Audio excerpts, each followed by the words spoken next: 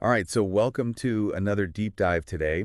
And we're going to be looking into the life and spiritual journey of Chico Xavier. Yeah, He's a really important figure in Spiritism. absolutely a pivotal figure. Yeah, and we're going to be basing this deep dive off of a lecture that was given yesterday, April 1st, 2025. Right, we've been poring over the transcript of this YouTube talk commemorating what would have been Chico Xavier's 115th birthday. Wow. Had he still been with us physically. Right.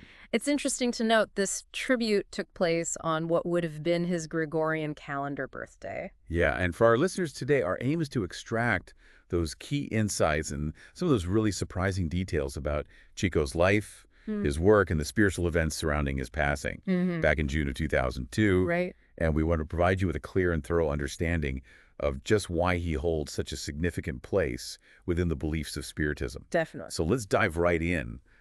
Let's start with the commemoration itself. Okay. This lecture, being delivered on April 1st, leading into April 2nd, 2025, directly marks the anniversary of his birth in 1910. Right. And what's particularly interesting is the lecture's exploration of Chico Xavier's potential past lives. Okay, this is where things get really interesting. Yeah. Francis of Assisi, John the Evangelist, John Huss, Wow! and even Allan Kardec himself. That's right. It's quite a lineage. It is. And, I think it's interesting how Spiritism views Chico not just as this individual, Yeah.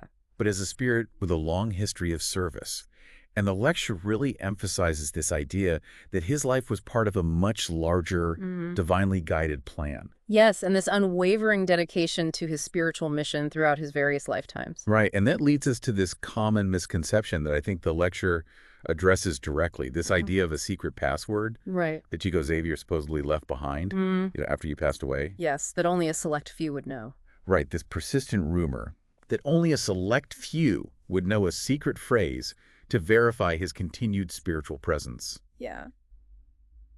The lecture puts that idea to rest, doesn't it? It really does. It clarifies that Chico Xavier's presence isn't linked to some hidden code, but rather is found in spiritist centers where love and charity are actively practiced. Right. A very powerful statement about his legacy. It brings it back to the fundamental principles of Spiritism, Exactly. especially the concept of reincarnation, which we touched on, Yeah. and how his life so clearly embodied the teachings of Jesus through selfless acts of service. Absolutely. And if we connect this to the broader origins of Spiritism, the lecture reminds us of the Spirit Truth's communication to Allan Kardec, Okay. stating that he had a limited time in his physical body and would return at the beginning of the next millennium century. Wow. This timeline aligns remarkably well with Chico Xavier's birth in 1910. Okay, so it suggests almost a predetermined aspect to his arrival, Yeah. fitting into this larger spiritual framework Yeah, for Spiritism. Of Spiritism's development. Yeah, so let's shift focus to his unusual birth and early life,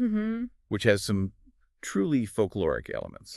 What immediately stands out is this story of the lilies blooming out of season on April 1st, 1910. Wow. The day that he was expected to be born. Okay. This detail was noted by a local benzedera.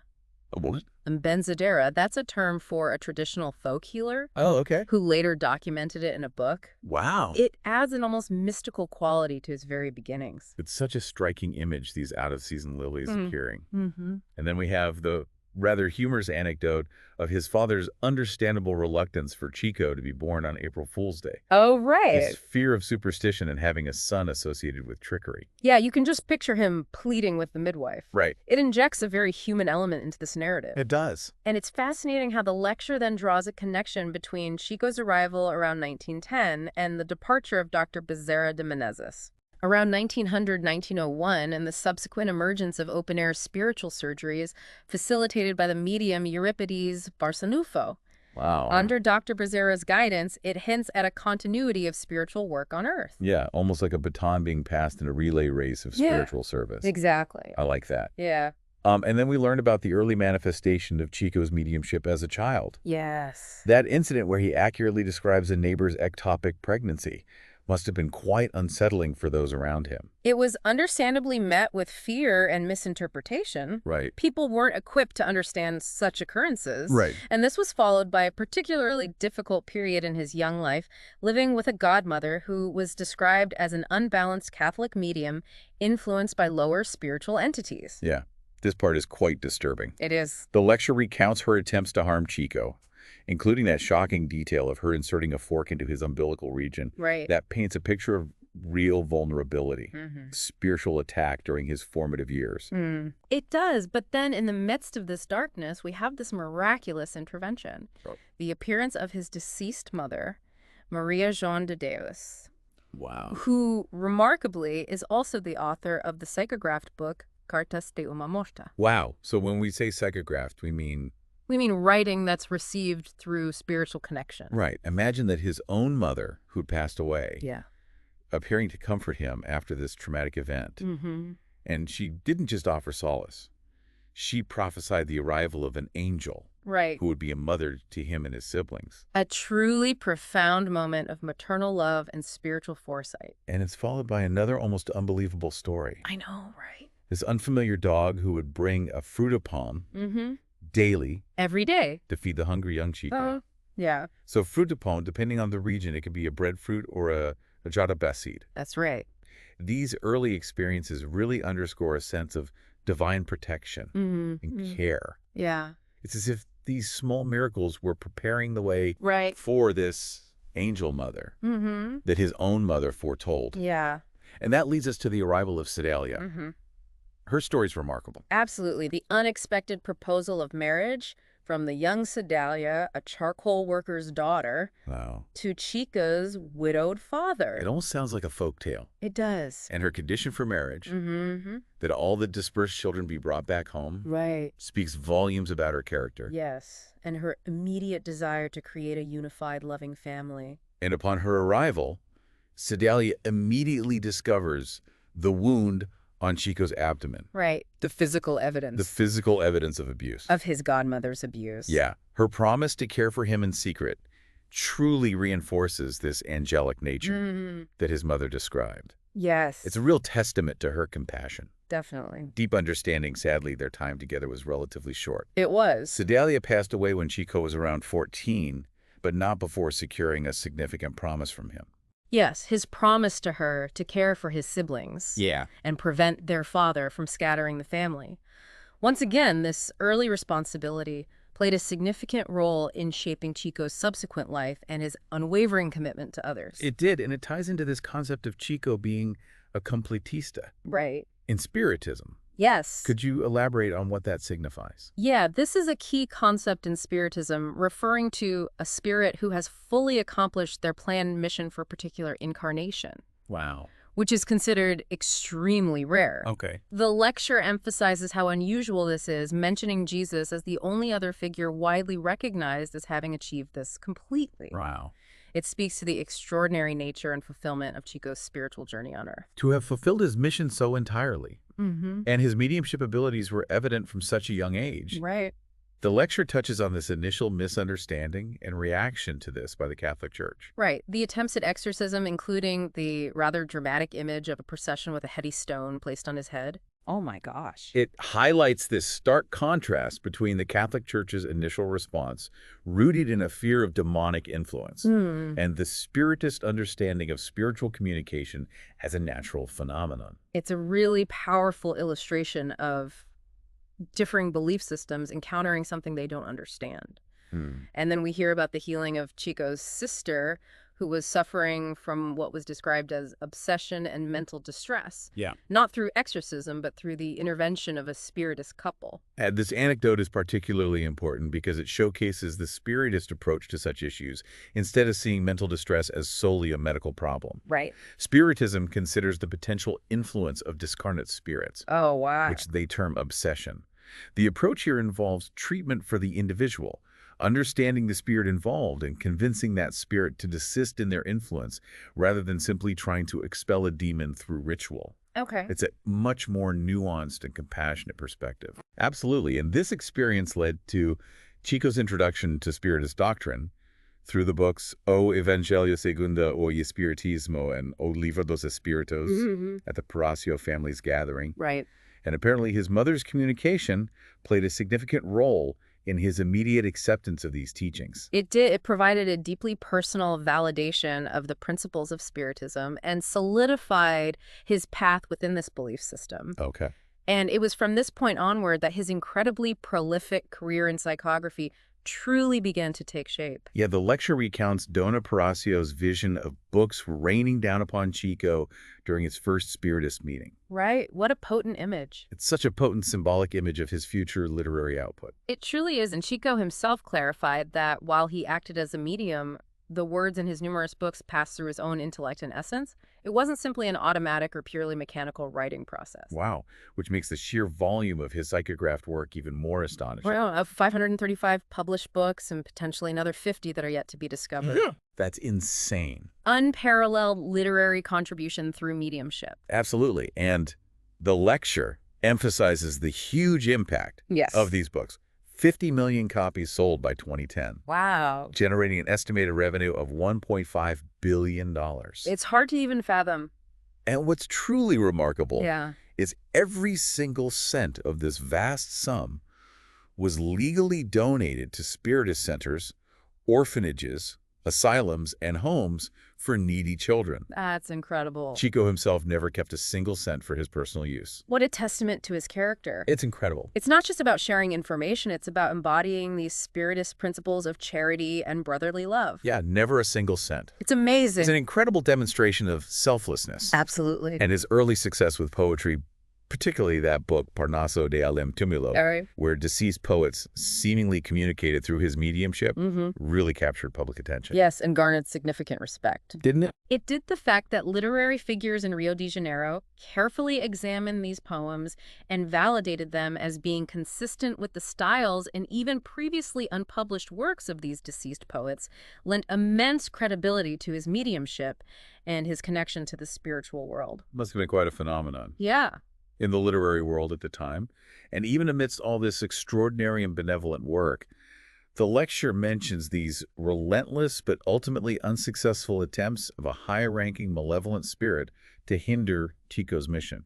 It's a reminder that even those dedicated to good work can face significant spiritual opposition. Right. It underscores the challenges faced, even by those deeply committed to positive spiritual endeavors. Yeah, but it also highlights the strength of Chico's spiritual protection and the resilience of his mission. Right. Speaking of which, the lecture includes some truly heartwarming anecdotes Yes. about what appears to be divine protection in his everyday life. Like the miraculous guidance by an unknown dog Right. during a sudden and disorienting fog leading him back to safety. It's these seemingly small yet significant acts of intervention Yeah. that are so compelling. They are. And then there's his work as a typist at the Secretary of Agriculture, handling records for imported livestock. Right. It demonstrates that alongside this extraordinary spiritual life, Right. he maintained a practical and grounded existence Yeah. in this mundane world. Absolutely. And who could forget the story of the burro who seemed to celebrate the retirement of the cart driver who used to flick his ears with a whip? That's a good one. Chico's ability to perceive and understand animal behavior through his mediumship really shines through in that anecdote. It's a charming example of his deep connection to the spiritual realm extending to all forms of life and his very empathetic nature. Right. And even during his breaks from his work as a typist, he would collaborate with the Spirit Emmanuel, utilizing every spare moment to continue his writing. Right. Their partnership was so incredibly productive. It was, but Emmanuel apparently advised him against pursuing music composition, emphasizing that his primary mission His most impactful mission was the writing and dissemination of these spiritual books. A clear sense of divine guidance and purpose in his life. And the sheer volume of letters he received from grieving parents, Oh my gosh. seeking messages from their deceased children, Right. an estimated 10,000 letters, It's difficult to even comprehend. powerfully underscores his role as this compassionate intermediary, offering solace and comfort, a sense of connection beyond this physical realm. Absolutely. Imagine the emotional weight of carrying such a profound responsibility I know. for so many people experiencing loss. Yeah. And that story of the mother who was contemplating suicide, Right. but found comfort and a renewed will to live in a letter she received through Chico. It's really life-changing for countless individuals. It is, and that seemingly inexplicable story of the mother who was unable to meet Chico in person, but later received a photograph of her deceased son that had mysteriously materialized among the flowers in front of the Spiritist Center. It defies explanation. It does. They challenge our perceptions of what is possible. Yes, I do. The lecture also provides some fascinating glimpses into Chico's humble Yeah. and often challenging working conditions. Like the detail about him transforming a dirty storage space at his workplace into his personal writing area Right. underscores his dedication Commitment. to his mission, even in the face of basic and less than ideal circumstances. Right, and that unusual presence of that large toad Oh, yeah. that seemed to enter a state of concentration whenever Emmanuel was dictating and Chico was writing. That's a quirky detail. It adds another intriguing layer to his story. It does. And that unbelievable detail about the Spiritist Federation not even providing Chico with paper, forcing him to erase and reuse pages. Wow. Due to his limited personal funds, all while he was supporting numerous adopted children. It's hard to believe. It highlights these immense personal sacrifices that he made. Yeah, with little to no material support for his crucial work. It's astounding to consider the sheer output he achieved under such constraints. Yes. And the way he described the process of psychographing novels, likening it to watching a film unfold in his mind's eye, and even interjecting with the character's actions based on his spiritual insights. Right. Gives us this unique and vivid sense of his mediumistic experience. It does. It offers a remarkable window into the interaction between his own consciousness and the spiritual communication he was receiving. And the sheer number of people who would gather seeking Chico's help and messages, often waiting for hours, sometimes until the early hours of the morning. Wow. Speaks volumes about the profound need he fulfilled in so many lives, seeking comfort, guidance, and connection. Powerful image of those long lines of people patiently waiting. It is, and the story of the child who tragically fell into a deep oil pit and was miraculously saved, with the detail of the rope seemingly extending beyond its physical length. Right, an event attributed to the spiritual intervention of the poet Juan Grosso. It's another instance of apparent divine assistance. Yeah. In a moment of crisis, these stories really paint a picture of how Chico's extraordinary spiritual life intertwined with his everyday existence. Constantly marked by these moments of what seem like divine intervention. It does. So this naturally leads us to the final chapter of his earthly journey. Right. Chico's passing and this remarkable spiritual farewell that followed, as described in the lecture. Okay. The lecture depicts this huge cortege Yeah. and this showering of rose petals during his funeral procession in Uberaba. Sounds like a truly moving and public expression of love and respect. It does. Yeah. And in the spiritual realm, his arrival was likened to a state of peaceful sleep due to the huge collective thought directed towards him. A necessary period of rest after his tireless earthly service. Yes. Before his spiritual awakening. Right. And his awakening in the spiritual world occurred in the embrace of his mother, Sedalia.